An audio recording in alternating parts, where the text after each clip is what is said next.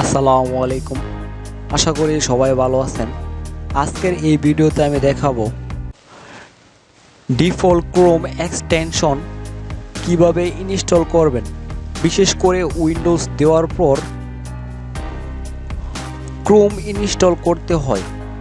Windows দেওয়ার পর আপনার কম্পিউটারে ইন্টারনেট আছে কিন্তু কোনো ব্রাউজার থাকে না, তখন আপনাকে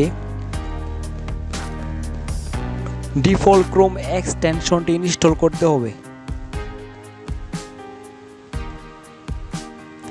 প্রথমে উইন্ডোজ বার,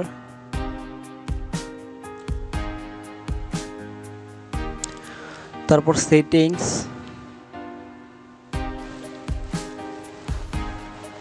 তারপর অ্যাপস,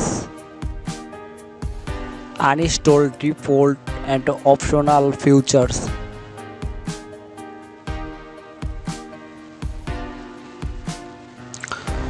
তারপর ডিফল্ট অ্যাপস,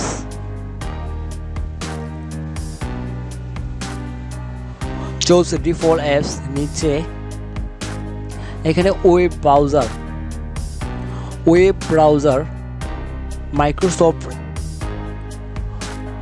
মাইক্রোসফট এডস, এখানে ক্লিক করলাম। ক্লিক করার পর এখানে Chrome,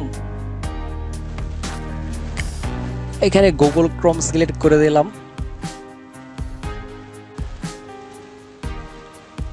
web browser Google Chrome select হয়ে গেছে।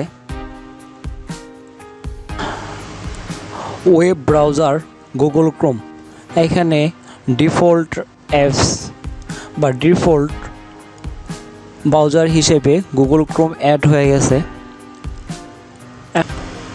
তারপর আপনার ডেস্কটপে এরকম গুগল ক্রোমের একটি আইকন শো হবে। এভাবে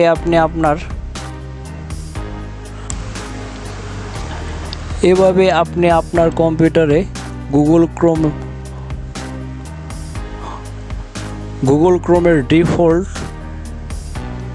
এক্সটেনশনটি ইনস্টল করে ব্যবহার করতে পারেন। Thank you watching for my video.